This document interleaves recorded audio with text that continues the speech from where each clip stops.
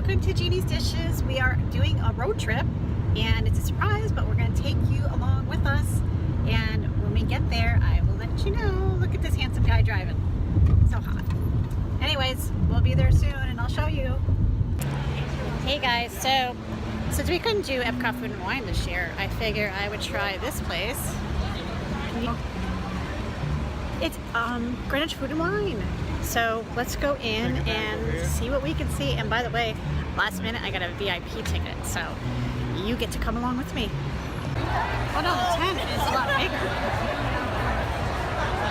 Alright, here we are. Let's start, I guess you want to start down the middle? This is some bowl foods, some matzo, tacos.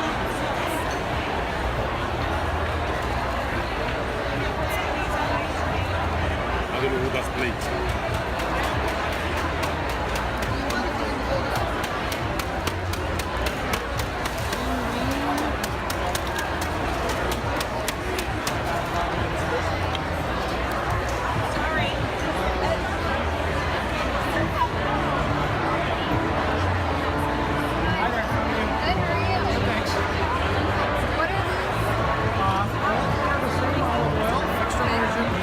On the ends have our spice blend, or spice blend.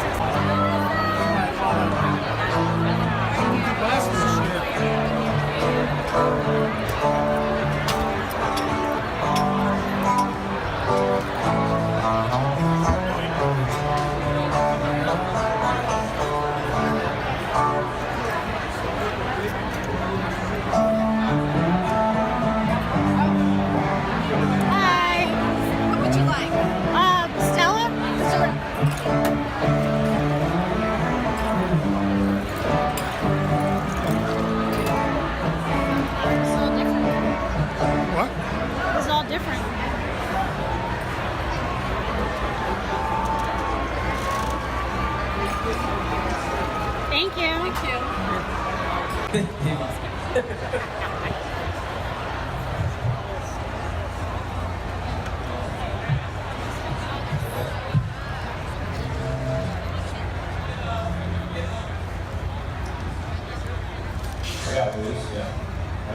And then they're like, no, get the local. Adam Richmond's in there talking right now. So you walk out with a trio. Oh God. And you're done for the rest of the day. The test kitchens that some celebrity chefs are going to be at later. This is the big tent where all the demos are. Not the demos, the samples of all different food. Here's it. We're bringing it back home. Let's talk about Connecticut. Line of people. Love it.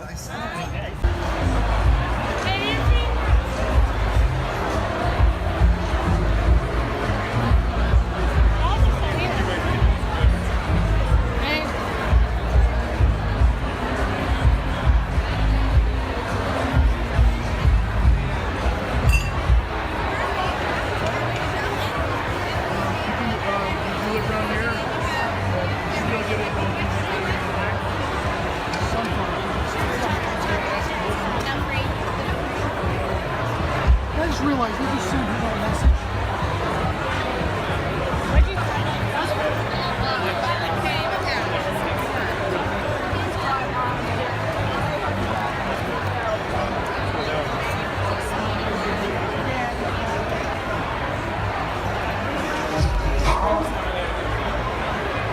Can we get one?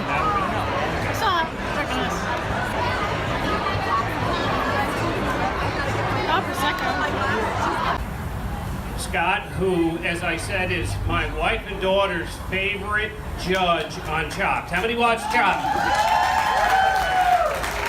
All right, the maestro of pasta. Come on out, Scott. Thank you, Scott. Is this thing on? Can you guys hear me all right? Can you hear me? Can I turn this mic up? Is that all right? Hi.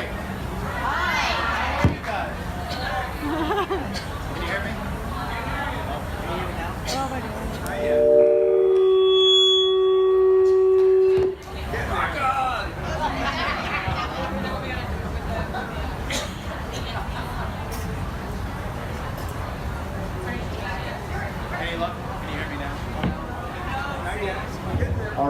How's that? Thank you. This is, by the way, it's really nice to be back in Connecticut. I never thought that anybody would have me back once I left, so it's nice. I grew up in Watertown, Oakville, not far away. My first job was actually in Waterbury. Southbury. I worked in Southbury, that's right. Yeah, I worked in Southbury for a little while. There was a Ramada Renaissance there for a short time. Yeah, good times. Well, we're gonna make some risotto. This is the way I like to do things. I like to make it super casual. I accept compliments. That's cool. Alex Corniscelli is over there, so if you guys want to like give me some love and not for her, I'll take that because she gets all the love. So, all right, so risotto. We're gonna do some risotto with truffles. I always like to finish my risotto with egg, with a little bit of egg yolk.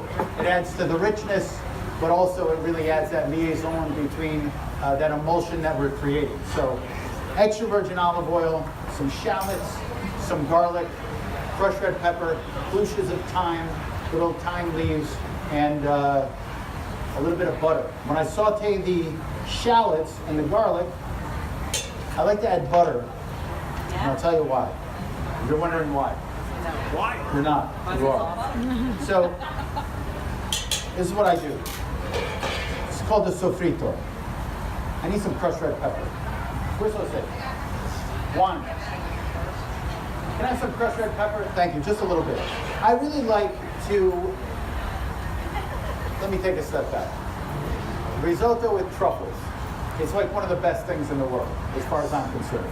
Truffle season is coming up. One of the reasons why I wanted to make risotto with everybody today, because white truffles, black truffles, preserved truffles, whatever it is, not truffle oil, is really some of the best natural ingredients in the world. And that's why I wanted to cook it with you. Thank you so much, sir. So when I do this, you guys can see the camera, right? You can see inside. Is that all right? Can you see it? Good. So when I do this, I like to start with this beautiful foundation of flavor. It's very important for me when we're cooking this that the first thing you taste is the last thing that you add inside the pot. I'm going to stop for it. So I pause because I want that to kind of sink in. You guys got to relax. Can we have some more alcohol for these people?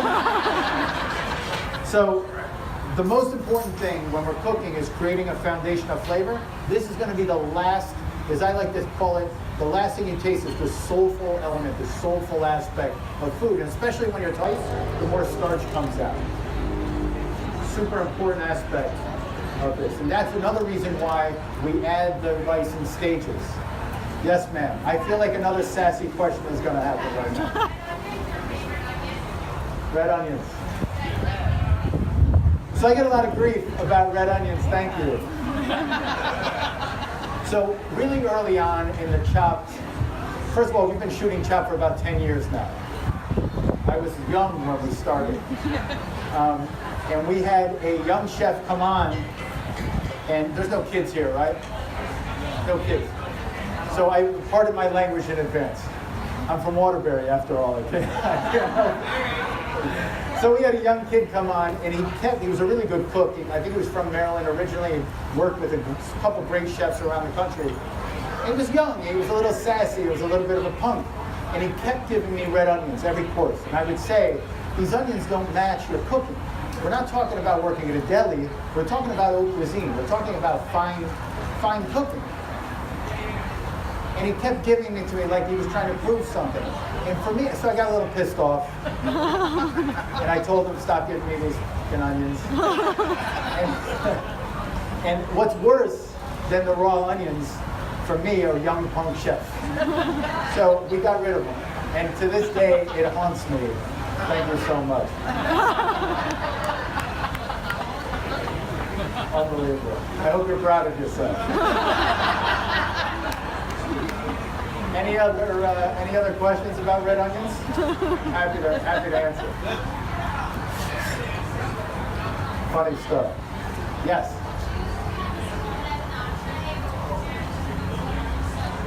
So this I would say is a course. So I think the last time I cooked risotto at home, it was for Thanksgiving, and I did it as a course in Thanksgiving. So I think, you know, we started with a soup. We had a couple antipasti. We had a pasta course, then risotto, then fish, then meat. So we had the bird, and then I had a ribeye. So it was a tremendous amount of food. I'm a gabon, clearly, as I've been told, as my mother's been calling me my whole life. But yeah, so I would consider this a course. And when this is finally done, as I said, it's gonna be put on the plate and it's gonna run a touch. It's not gonna be super thick like wallpaper paste. You're not gonna be able to put wallpaper on the wall with this. It's gonna have a nice texture, a nice smooth consistency to it. That's the intention. Any other questions? Yes.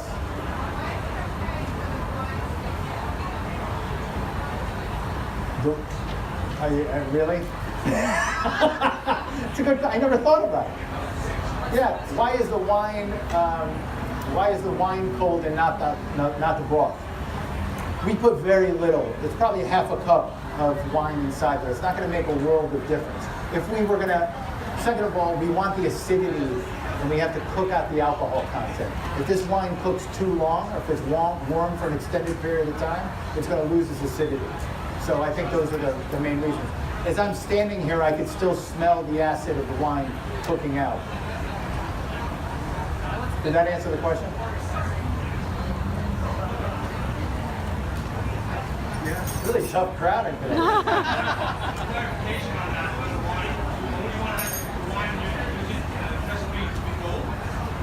Cold? No, it could be room temperature. This just happens to be cold. Room temperature is fine. I mean, however you store your wine, whatever. It's all good. Any other questions? Yes. That's right. Just shallots. I like the flavor profile of shallots. It has a little more of a garlic element to it in the flavor. So I just happen to like that. Some people like onions. I think it's personal preference. This is just how I do it. Yeah. And shallots are a little more expensive, so I get to charge more. That's it. I'm kidding. Any other questions so far? All good? All right.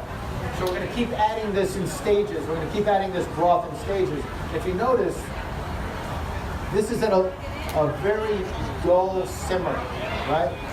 So I may adjust the temperature. I may pull the pot to the side so there's not a direct flame.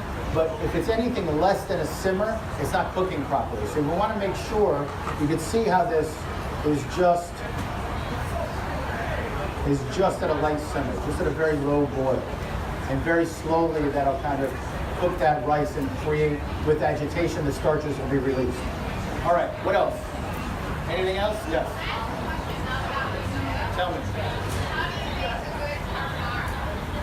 So the question is about carbonara, how to make a good carbonara. Everybody has a recipe. Everybody has their idea.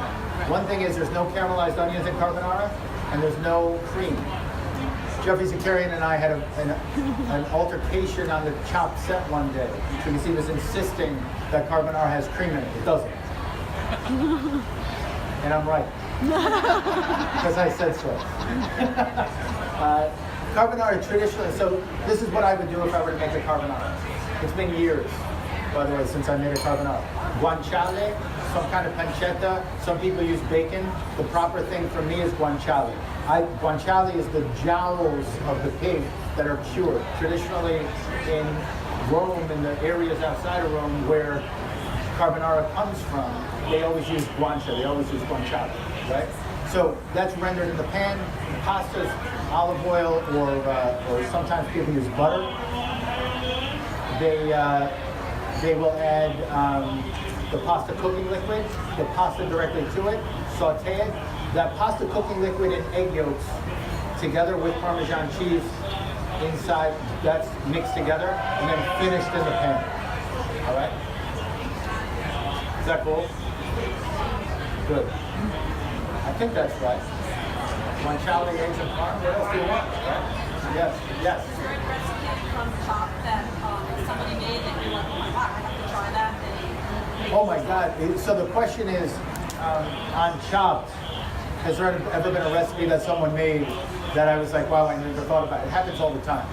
Yeah, that's one of the benefits of being on the show, because God knows the food quality for the most part is not the reason to be on the show.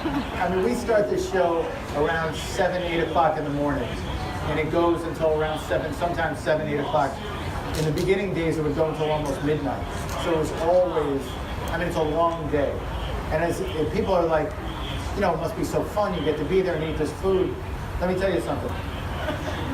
There's days where at 8 o'clock in the morning, I drink a lot of coffee. I'm an espresso guy, where I have an espresso underneath. I was talking about this earlier. I have an espresso underneath the table, and there's a plate of duck testicles in front of me. That's not necessarily the inspiration I'm looking for. The problem is the duck keeps moving. You can't get a good bite. I love that joke. You clearly don't. There you go. Anything else? So which one have you liked the most that day? It's hard to say. There was a gentleman early on who did a miso caramel that since I've seen quite a bit, but until that time, 10 years ago, I'd never seen anyone do that. That was really fun. That was good. And there's been a number of things over the years that I've really liked. We had a young woman who worked at a restaurant in the city. She did this cured fish with warm potatoes and horseradish that really just kind of blew my mind. The simplicity of it blew my mind. That was really good. Yeah. So there's over the years, it's too many to name. But of course, since you asked the question, I can't remember it. Sorry. All right. What else? Any other questions? Yes. I won't ask you this time. So I went to Frisco for the first time the other night and loved it. Oh, good. I wanted to see how you're feeling about how it's doing with opening a new restaurant at this point in your career. Thank you for coming to Fusco. I'm glad that you say you're enjoying it, even if you're lying to me in front of other people. I appreciate it. It was great. We really loved the soundtrack. The soundtrack. The soundtrack was great. So I opened a restaurant called Fusco in Manhattan a couple months ago, and it's named after my grandmother. Her maiden name was Fusco, and one of the things that I managed to do is really create this environment that I think my grandmother would love. Right? So it's about the hospitality component. It's about the service.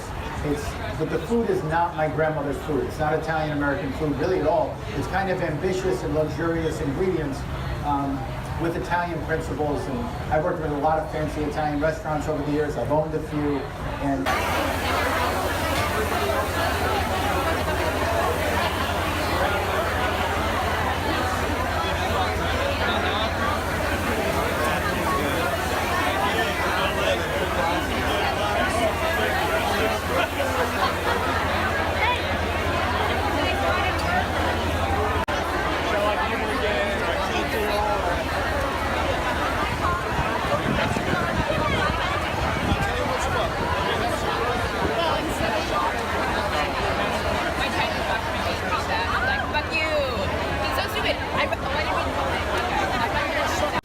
Hey guys, so I want to show you all our swag stuff that we got at Greenwich Food and Wine yesterday.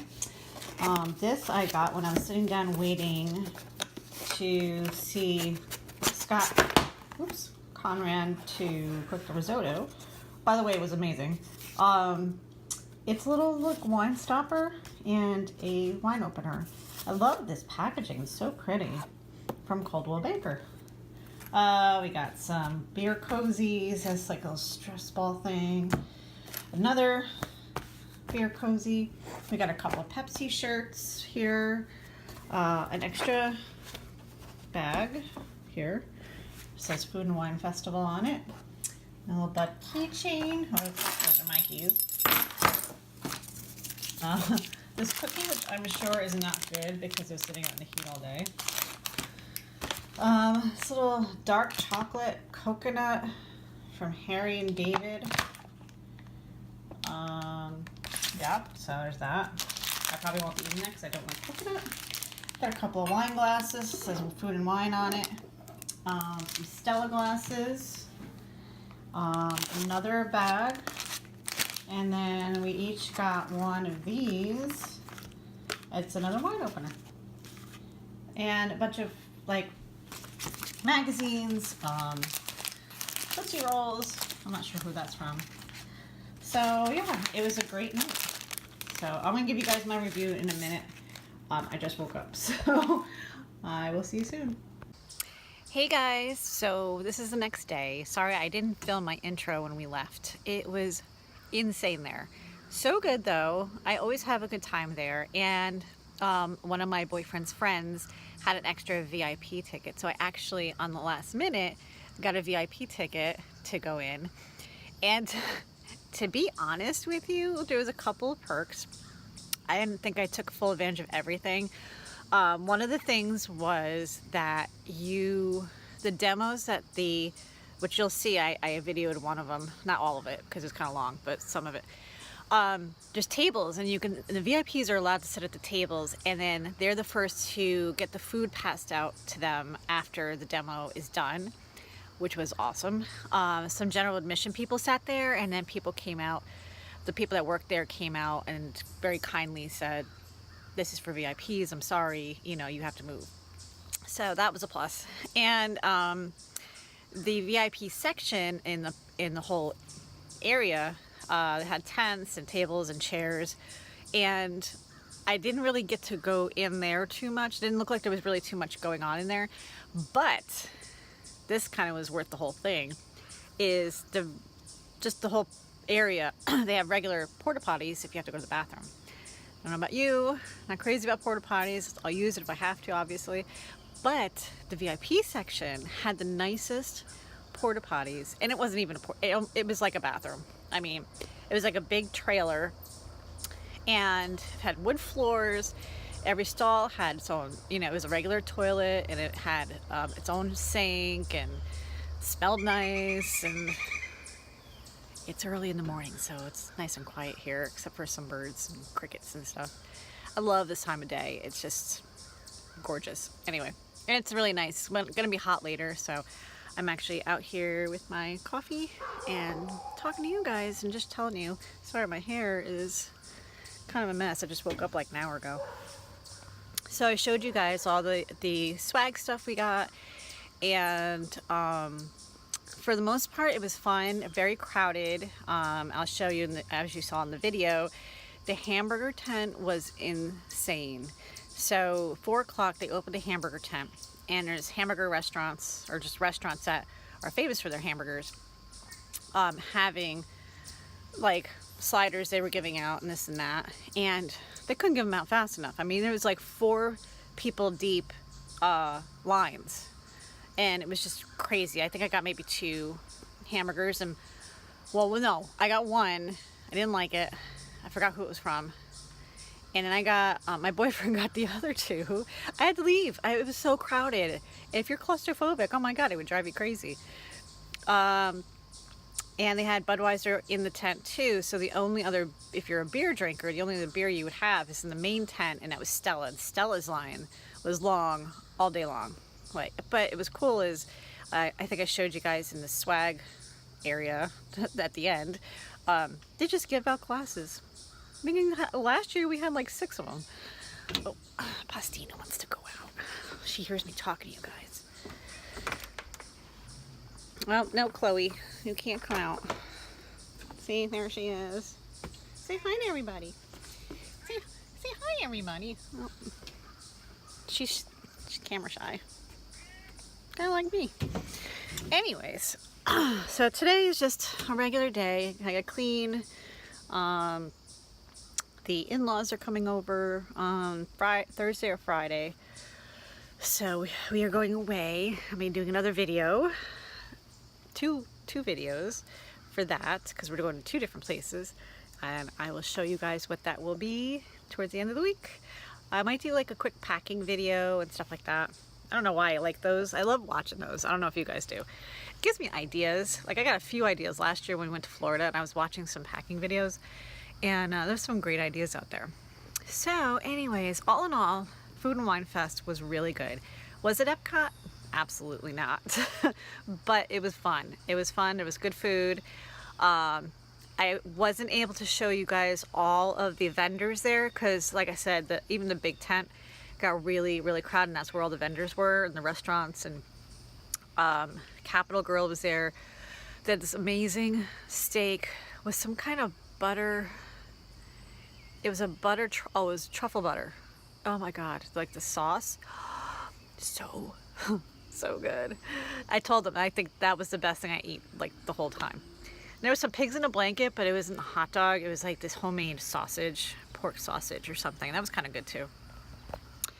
What else?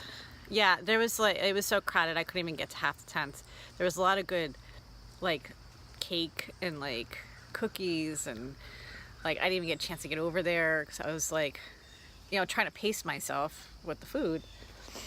So, but yeah, so all in all, it was really fun. And I hope you guys enjoy the video. Make sure to give it a thumbs up, subscribe. There'll be more fun videos in the coming weeks. So I hope to see you guys soon.